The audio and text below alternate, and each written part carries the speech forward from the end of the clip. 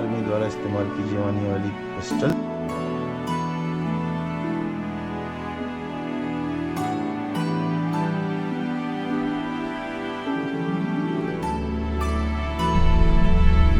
समुद्र तल से 17,688 फीट। Good morning friends. तो चलिए आज लेह सिटी में जानते हैं लद्दाख का इतिहास, हिस्ट्री ऑफ लद्दाख। शुरुआत करते हैं जोरावर फोर्ट से। कहते हैं जोरावर सिंह एक बहुत ही जीनियस जनरल थे डोगरा आर्मी के। मिट्टी से बनी ये किले की दीवारें आज भी खुद में इतिहास को समेटे खड़ी हैं। ये हैं जनरल जोरावर सिंह।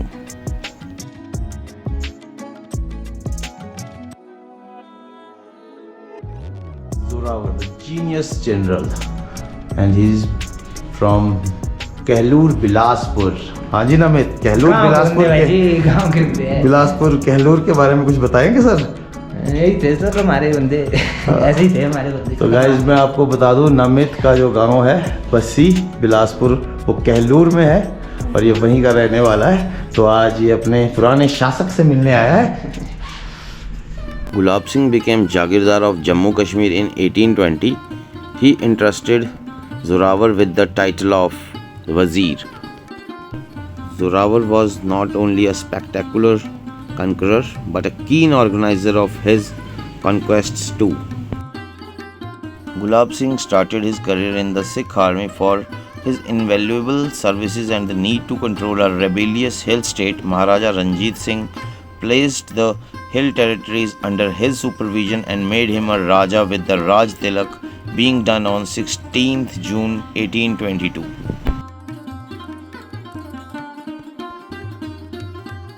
किश्तवाड़ में थे जनरल जोरावर सिंह। वहाँ से आए द्रास कारगिल होते हुए लामायूरू से ले तक। Battle of Taklakot. Musical instruments. Gyalpo Tsepal Namgyal ये थे शासक लेह के जब जोरावर सिंह पहली बार यहाँ आए। और आज जोरावर फोर्ट के अंदर एक म्यूज़ियम है जिसमें उनके द्वारा इस्तेमाल की जाने वाली चीज़ें, जैसे कि ये डोगरा स्वॉर्ड्स, साथ ही ये है एक मान तलाई फ्लैग और कुछ और वेपन्स हैं, साथ ही और आर्टिफैक्ट्स हैं।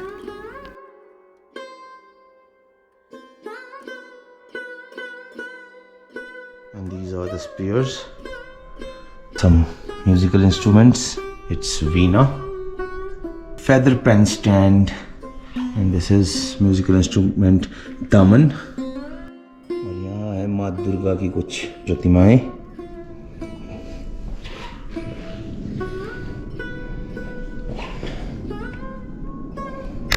और ये है दोस्तों लायन हेड पिस्टल राजा गुलाब सिंह जी की।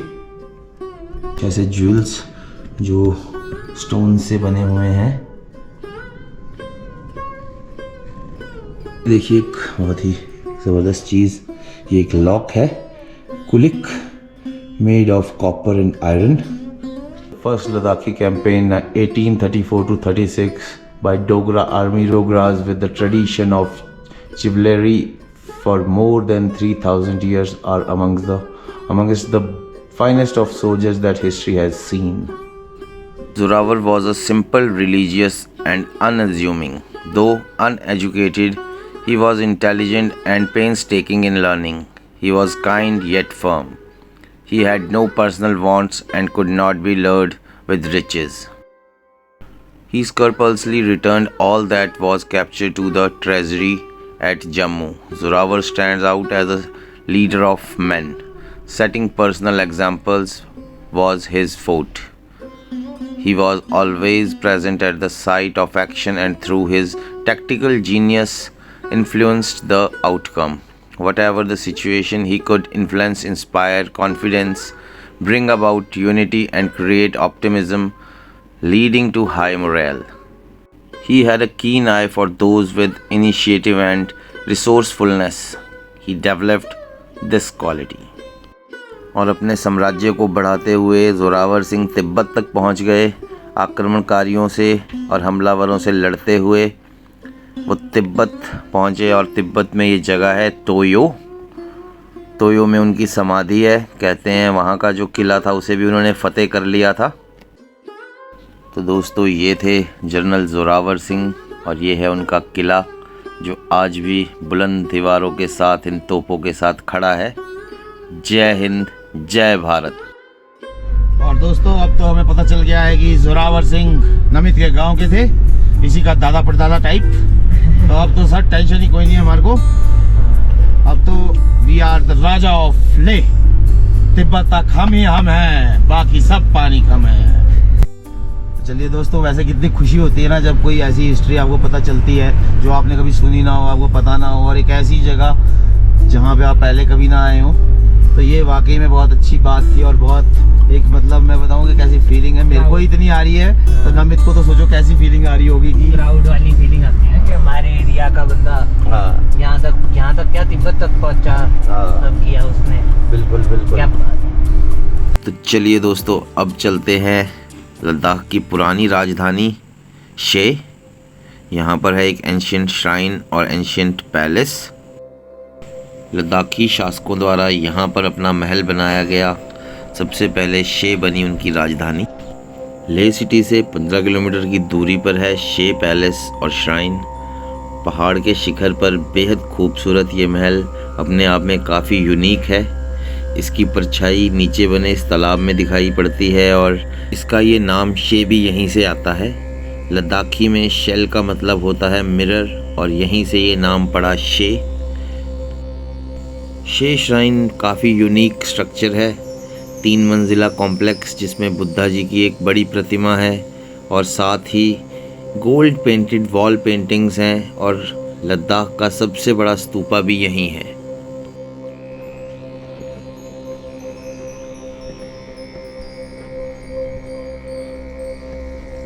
तो आइए चलते हैं अब शे श्राइन के अंदर।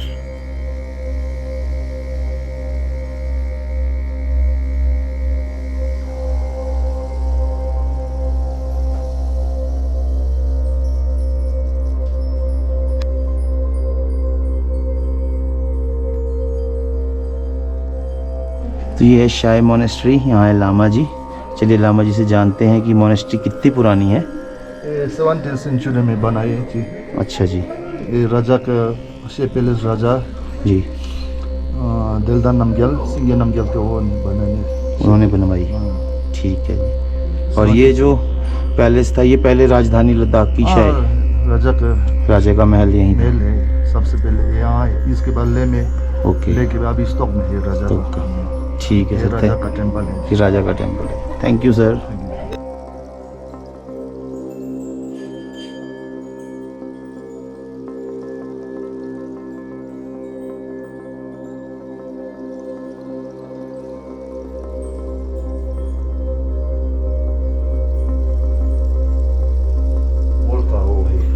अच्छा गोल्ड से तैयार किया गया है पेंट जो है। ओके। गोल्ड सिल्वर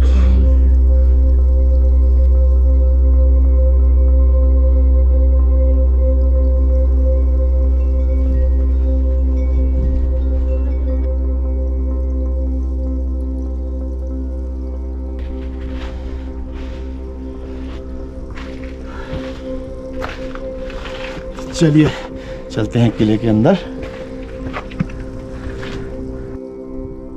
तो ये है दोस्तों शे पैलेस के बचे हुए अवशेष जो कि आज भी कुछ दीवारें खड़ी हैं और इतिहास को बता रही हैं कि कभी यहाँ पर भी जीवन पनपता था और धीरे धीरे वक्त के साथ ये पैलेस आज खंडहर में बदल गया है।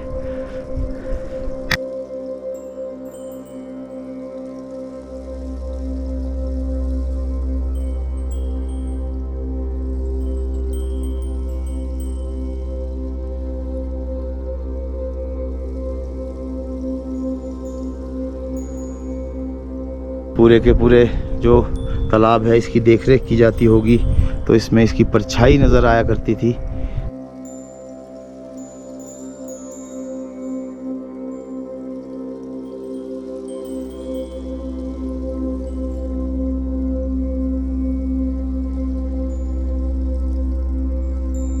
तो बहुत ही खूबसूरत व्यू है। तो ये है दोस्तों शाही पैलेस लद्दाख।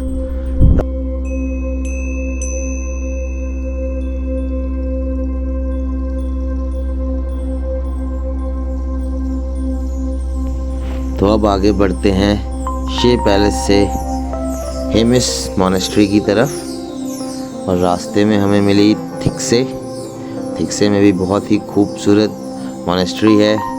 तो ये है थिक्से मोनेस्ट्री लद्दाख।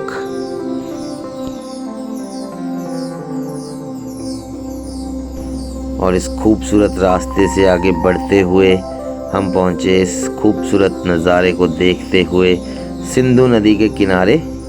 तो चलिए सिंधु नदी को पार करके चलते हैं हेमिस मोनेस्ट्री लद्दाख।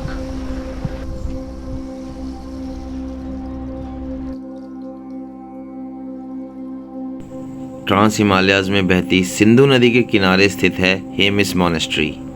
ये मोनेस्ट्री द्रुक्का वंशावली को समर्पित है। 11वीं सदी से भी पुरानी ये मोनेस्ट्री, इसका पुनर्निर्माण 1672 में लद्दाख के राजा सेंगे नेमग्याल द्वारा करवाया गया।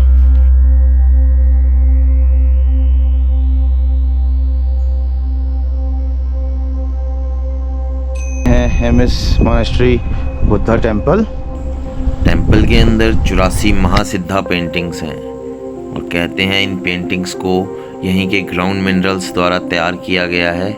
और साथ ही इन पेंटिंग्स में ओरिजिनल गोल्ड का इस्तेमाल किया गया है इन्हें पेंट करने के लिए।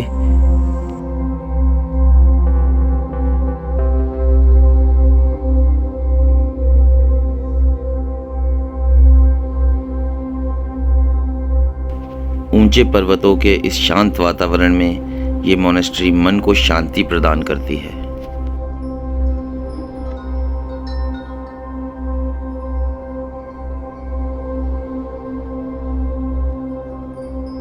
चलिए दोस्तों अब चलते हैं हेमिस मेन टेम्पल, जो समर्पित है गुरु रिनपोचे पदम संभव जी को।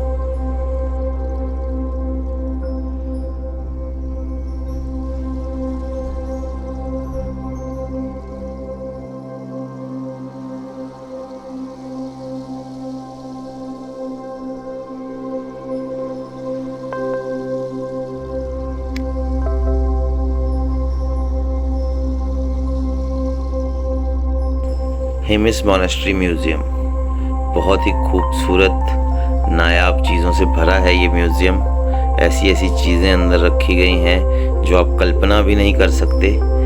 कॉपर से बनी बुद्धा जी की बहुत सी प्रतिमाएं हैं, लकड़ी से बनी हुई प्रतिमाएं हैं, उसके अलावा सोने चांदी से बने हुए स्तूपास हैं, गोल्ड से पेंटेड थांका पेंटिंग्स हैं, स्नो लेपर्ड की खाल है, टाइगर की खाल है और बहुत से ऐसे आर्टिफैक्ट्स हैं। चलिए दोस्तों बहुत मज़ा आया हेमिस मोनेस्ट्री में। काफ़ी एंशिएंट मोनेस्ट्री है और साथ ही एक म्यूज़ियम है। अंदर रिकॉर्डिंग तो अलाउड नहीं थी, लेकिन काफ़ी पुरानी चीज़ें जैसे कि कुछ वेपन्स, कुछ बर्तन ऐसे जिनमें खाना वाना बनाया जाता था, कुछ वाटर कैरी करने के लिए ओल्ड लेदर के मतलब पॉट्स, और साथ ही है सबसे ज़्यादा कीमती गोल्डन पेंट से बनी हुई थांका पेंटिंग्स। तो काफ़ी मज़ा आया, काफ़ी अच्छा रहा। तो चलिए अब चलते हैं आगे।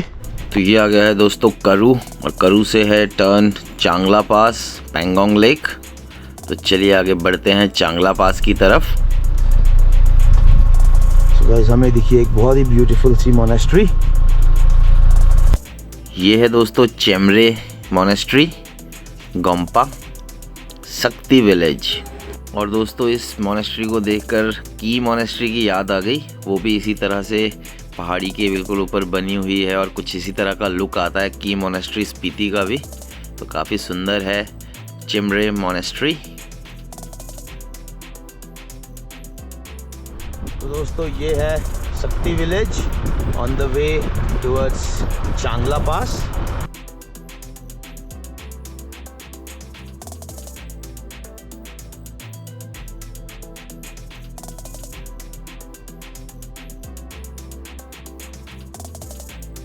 चैंपियंस जिंगराल। तो दोस्तों ये आ गई है एक आर्मी चेक पोस्ट जिंगराल चांगला पास के रास्ते में।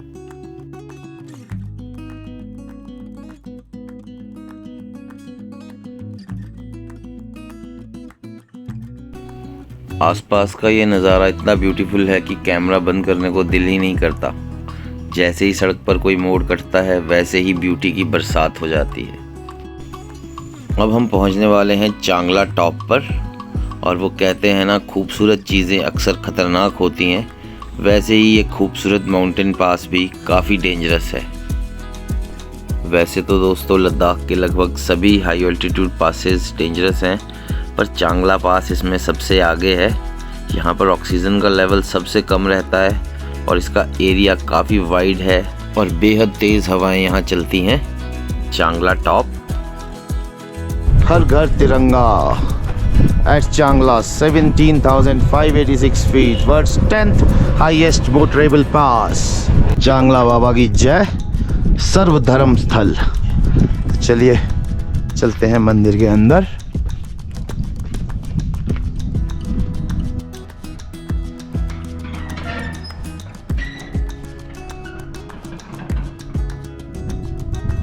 हर हर महादेव, जय भोले बाबा।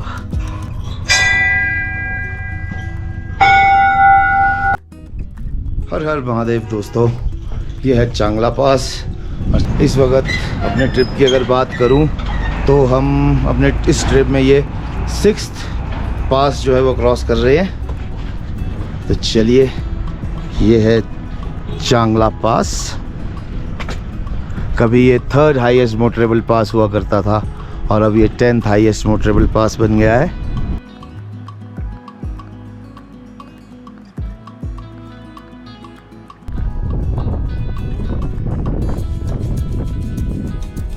ये है दोस्तों खूबसूरती चांगला पास।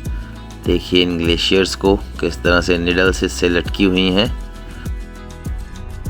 तो दोस्तों जो मैं आपसे कह रहा था कि इस पास को माना जाता है बहुत ही डेंजरस, ये देखिए किस तरह से गाड़ियाँ आर्मी की नीचे गई हुई हैं। मैं आपको कैमरे से जूम करके दिखाता हूँ।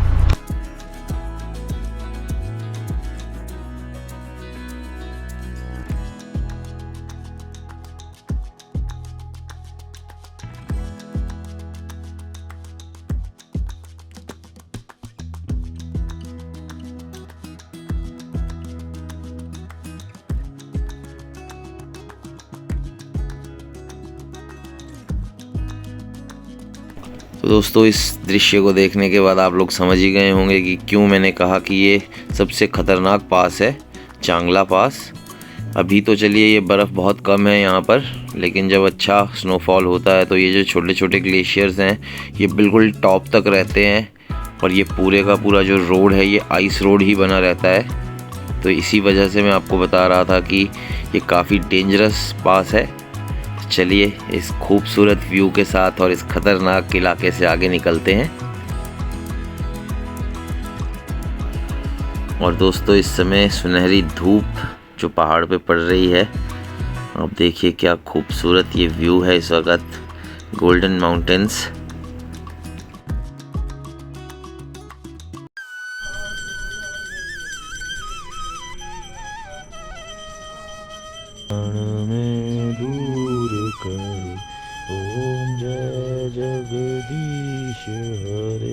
जय श्री विष्णु।